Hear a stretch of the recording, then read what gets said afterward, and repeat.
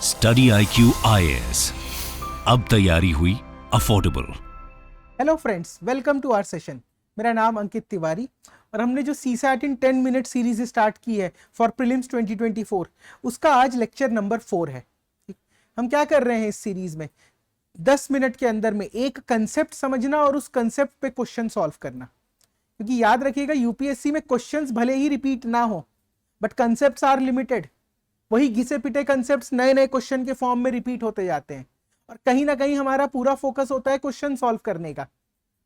PYQs में हम लोग क्वेश्चन सॉल्व करते हैं आंसर लाने के लिए, कंसेप्ट समझने के लिए नहीं। अगर कंसेप्ट समझ गए तो कंप्लीट है CSAT फिर, क्योंकि मेन थीम क्वेश्चन का वही रहने वाला है। सवाल भले बदलते रहे, और मेरा भी एम यही है इस सीरीज के द्वारा कि अगर आप एग्जाम का टाइम फ्रेम देखेंगे तो almost 180 days are still left. तो अगर 180 कंसेप्ट ही सीख गए हम डेली बेसिस पे, तो it is more than enough. तो चलिए आज का सेशन स्टार्ट करते हैं। सेशन स्टार्ट करने से पहले एक इंपॉर्टेंट इंफॉर्मेशन कि CSAT इन लाइव 100 क्लासेस इसका बैच स्टार्ट हो रहा है 3 नवंबर से। डेली लाइव क्लासेस होंगी फ्रॉम 3:30 to 5:30 PM। क्लासेस के साथ साथ क्लासेस का स्ट्रक्चर कैसा होगा? From basic to UPSC level, जो अभी जो नया पैटर्न आ रहा है, चेंजिंग पैटर्न, उसके हिसाब से बेसिक से शुरू करेंगे, UPSC के लेवल तक जाएंगे। प्रैक्टिस शीट आपको मिलेगी क्वेश्चंस के लिए, उसमें अराउंड आपके 1500 प्लस क्वेश्चंस होंगे, ताकि सवाल कहां से बनाना है इसके लिए परेशानी ना हो। प्लस उनके recorded video solutions, plus mock test मिलेंगे, ताकि एंड में हम लोग हमारे लर्निंग एबिलिटीज को इवैल्यूएट कर सके। तो ये पूरा का पूरा जो कोर्स है, ये आप 4999 में एनरोल कर सकते हैं। एंड स्टडी IQ में ज्वाइन करने के लिए अगर कोई भी कोर्स ज्वाइन करना चाहते हैं तो use this code ATLive for maximum discount. अगर मुझसे कनेक्ट करना चाहते हैं, this is my mail ID, और YouTube पे होने वाले सारे सेशंस का अगर मुझे PPT चाहिए तो ये मेरे चैनल पे अवेलेबल होता है, Ankit_Tiwari_CSE। चलिए आज का क्वेश्चन क्या है? आज नंबर सिस्टम में से जो बेसिक डेसिमल नंबर सिस्टम होता है, डेसिमल नंबर सिस्टम पे UPSC हर साल 2 से 3 क्वेश्चन पूछती है, एवरी ईयर। ठीक, तो उसी क्वेश्चन को हम लोग एक समझते हैं। क्या कह रहा है? AB and CD are 2 digit numbers. ठीक, AB और CD जो है वो 2 डिजिट के नंबर है। इन दोनों को मल्टीप्लाई कर दो।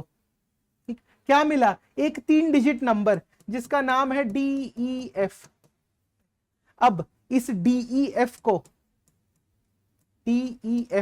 इसको जब मैंने ऐड किया किससे? GHI से, तो मुझे क्या मिला? मुझे मिला 975। ये क्वेश्चन गिवन है मुझे। अब A + B + C की वैल्यू पूछा है। कुछ नहीं करना, देखो ये सारे क्वेश्चन एक ही जैसे बनते हैं और ये हर साल पूछे जाते हैं। ये हर साल पूछे जाते हैं। कोई इसमें लॉजिक, मतलब कोई इसका फॉर्मूला नहीं होता। You just have to apply simple logic। क्या करूंगा further? A B C D E F G H I are distinct digit. देखो डिस्टिंक्ट मतलब रिपीटिशन नहीं हो रहा।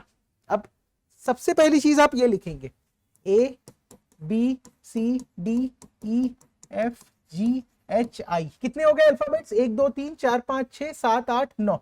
ठीक, डिजिट्स कौन कौन से हैं? 0 1 2 3 4 5 6 7 8 9। मेरे पास 10 डिजिट अवेलेबल हैं। इसकी वैल्यू क्या है मैं नहीं जानता। मेरे पास 10 डिजिट अवेलेबल हैं और कितने अल्फाबेट्स हैं? 9 अल्फाबेट्स अवेलेबल हैं।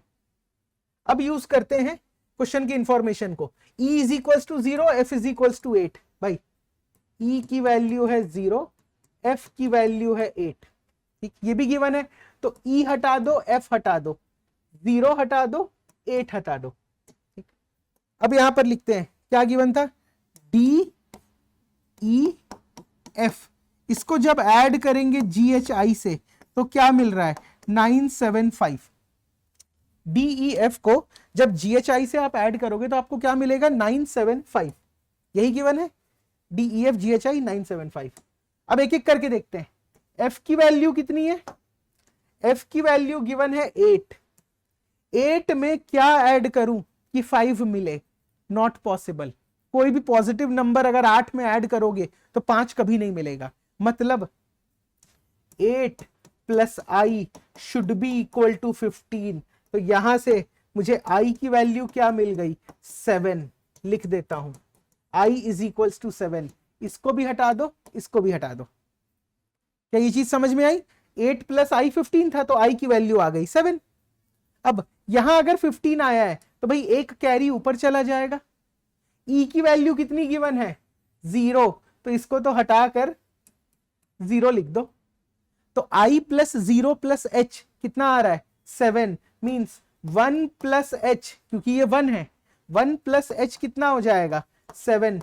तो h की वैल्यू आ गई 6। यहां पे लिख लीजिए h इज इक्वल्स टू 6। मैं क्वेश्चन नहीं सॉल्व कर रहा, मैं एक एक वेरिएबल, एक एक अल्फाबेट की वैल्यू फाइंड कर रहा हूं, ताकि एग्जाम में कुछ भी पूछे हम परेशान ना हो कभी भी। ठीक, h आ गया 6। अब देखो d और g क्या बोला है? d प्लस g is equals to 9। d और g का एडिशन 9 होना चाहिए। अब एक बात बताइए, d और g का अगर एडिशन 9 है तो d और g क्या हो सकते हैं? या तो 5,4 और नहीं तो 4,5। ये हो सकते हैं 5,4 या तो 4,5। क्यों? 5 प्लस 4 9, 4 प्लस 5 9। आप बोलोगे सर 6 प्लस 3 कर लेते तो 9 ही आता। नहीं, 6 जो है वो पहले से ऑक्यूपाइड है। इन्होंने कहा है कि non distinct repetition is not allowed, इसीलिए आप 6 और 3 नहीं ले सकते। सिमिलरली 7 प्लस 2 भी नहीं ले सकते, क्योंकि 7 पहले से ऑक्यूपाइड है। आपके पास कोई ऑप्शन नहीं बचता, सिर्फ 5 4 या 4 5, इसके अलावा कुछ नहीं बचता। तो ऐसे करके मैंने D E F G H I इन सब की वैल्यू फाइंड कर ली। ठीक, D भी हो गया, G भी हो गया, ये 4 और 5 होंगे। तो अब देखो बचा क्या अल्फाबेट्स में? अब बचा है A B C, और यहां पे डिजिट्स क्या क्या बचे हैं? 1 2 3 और 9। ठीक, A B C बचा हुआ है, और 1 2 3 और 9। ठीक, इनमें से कुछ एक वैल्यू होगी इन सब की। क्वेश्चन में क्या कह रहा है? देखो A B and C D are 2 digit number, इनका मल्टीप्लीकेशन एक 3 डिजिट नंबर आना चाहिए। A B into C D कितना आना चाहिए? एक 3 डिजिट नंबर। अब ध्यान से देखो, अगर मैंने डी की वैल्यू तो मुझे पता है क्या होनी है, डी की वैल्यू भाई या तो 5 होगी या तो 4 होगी। ठीक, ए बी सी में से अगर मैंने किसी भी एक को 9 ले लिया, ये मैं आपको प्रूफ करके नहीं दिखा रहा, आपको चेक करना है। अगर मैंने किसी एक को भी 9 ले लिया, मान लो ए बी को ले लेते हैं 1 2 इंटू 95, बताइए तो थोड़ा 12 इंटू 95 कितना आता है? 12 इंटू 95 कितना आएगा? 12 इंटू 95 हो जाएगा 1140। 9 वैल्यू कभी नहीं हो सकती। क्यों? क्योंकि A B into C D must be a 3 digit number. यहां पर ये 4 डिजिट का हो जा रहा है, इसीलिए नॉट पॉसिबल। इसीलिए मैं प्रूफ कर रहा हूं कि ए बी सी 9 कभी नहीं हो सकते। तो ए बी सी को क्या होना होगा? या तो 1 2 3। कौन सा ए 1 होगा, 2 होगा, 3 होगा, मुझे नहीं पता, बट इन तीनों में से ही एक होगा। ठीक, तो अगर ए प्लस बी प्लस सी करना है तो कितना आ जाएगा? 1 plus 2 plus 3, 6 is the final answer. 6 is the final answer. तो इसका आंसर क्या आएगा? 6। 6 आंसर आया। दिस इज नॉट इंपॉर्टेंट, किस प्रोसेस से हमने सॉल्व किया, दिस इज इंपॉर्टेंट। ठीक है, डेसिमल नंबर सिस्टम के जो क्वेश्चंस आते हैं, कोर क्वेश्चंस, उनको गलत नहीं करना है, क्योंकि हर साल 2 आते हैं। सॉल्यूशन देख लीजिएगा, ऐसे ही क्वेश्चंस मैं आगे फिर लाऊंगा प्रैक्टिस के लिए। इसके अलावा जो मैंने आपको बताया था कि भाई 3 नवंबर से बैच स्टार्ट हो रहा है। 100 लाइव क्लासेस में सीसैट हम फिनिश करने वाले हैं, और अगर आप 2024 टारगेट कर रहे हैं तो इससे ज्यादा आप सीसैट कंप्लीट करने का वेट नहीं कर सकते। इससे ज्यादा सीसैट कंप्लीट करने के लिए आप वेट नहीं कर सकते। This is the ideal time to start CSAT preparation. अगर आप फीचर्स देखेंगे, कॉम्प्रिहेंसिव कवरेज 2013 से लेकर 2023 तक लास्ट 10 इयर्स का PYQ discussion, practice sheet and video solutions, basic to advance preparation, 10 full mock test. तो ये सारा का सारा इस कोर्स का फीचर्स है। क्योंकि यूपीएससी में सीसैट में हमेशा मैथ्स या क्वांट पे ज्यादा फोकस किया गया है, तो 60 क्लासेस मैथ्स के, 25 रीजनिंग, इंग्लिश के 15 क्लासेस। और this is an indicative list, this is not an exhaustive list.